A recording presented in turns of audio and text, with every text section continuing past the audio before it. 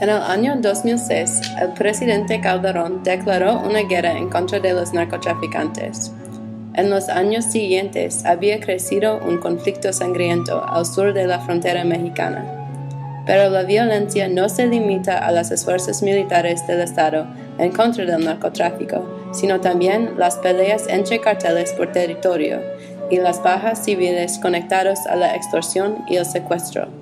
Desgraciadamente, la guerra de Calderón ha tenido pequeño éxito en cuanto a derribar los carteles. Cada año el número de muertes aumenta, mientras que los carteles mantienen su poder con rigurosa eficacia. Casi todo lo que sabemos del conflicto aprendemos por los informativos que miramos y los periódicos que leemos.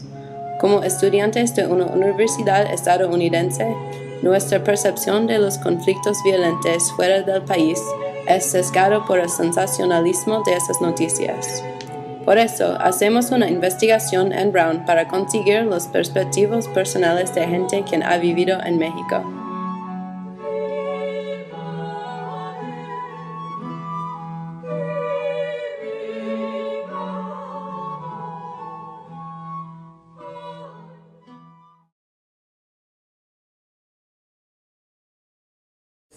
Pues básicamente hay un conflicto muy grande en el que están buscando el poder los narcotraficantes al mismo tiempo que el gobierno.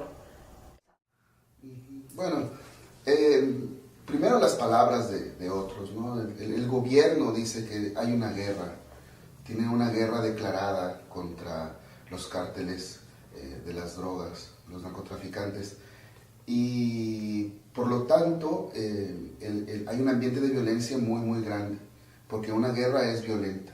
Esto no es una operación policial, por eso sacaron al ejército a la calle, algo que no pasaba en México desde hace 40 años.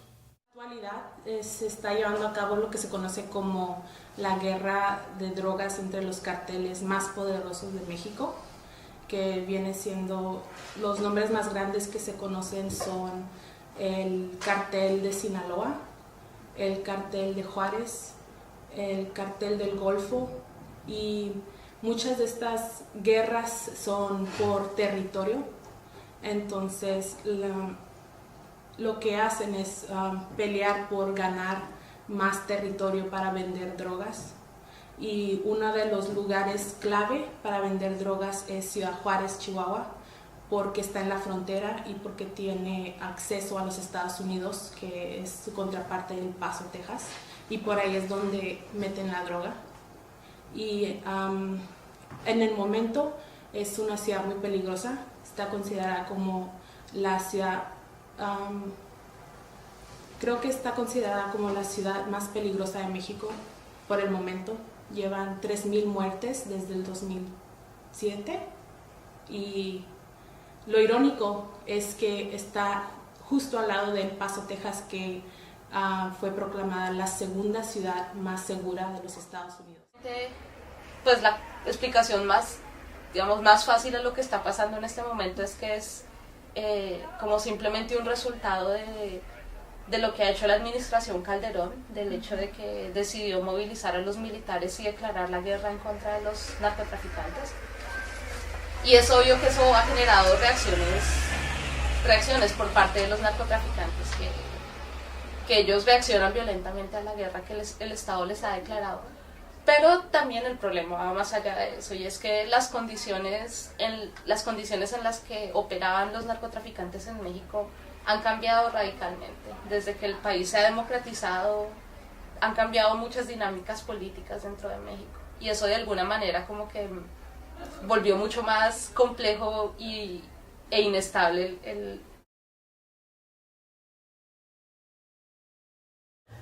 Obviamente todavía tengo muchos amigos y miembros de mi familia que siguen en México, y entonces pues sí me preocupo bastante por ellos cuando sé que hay un conflicto así, cuando sé que ha pasado algo,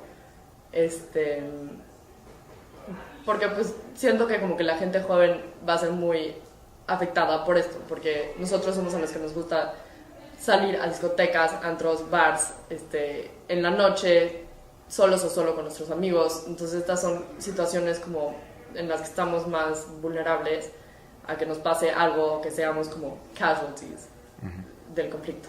Definitivamente al principio del año yo sabía que mi familia está en El Paso, Texas, y sé que están seguros porque El Paso, Texas fue proclamada la segunda ciudad más segura de los Estados Unidos, pero aún así tengo otra parte de mi familia en Juárez y son tíos, son primos y los conozco muy bien y son personas que han estado en mi vida siempre. Entonces cuando hablo a mi casa es para ver cómo está mi familia de México, es para ver si están bien, y es triste saber que solo estoy hablando para ver si ha pasado algo grave y lo único que recibo son noticias de que mataron otras 8 personas hoy, o este día asesinaron a un niño chiquito porque estuvo en medio de balas que no le pertenecían a él, que eran balas que solo estaban disparando por todas partes y le cayó una a un pequeño niño. Y es triste saber que no estoy hablando para recibir buenas noticias, sino es para poder mantenerme en calma y saber que mi familia está bien.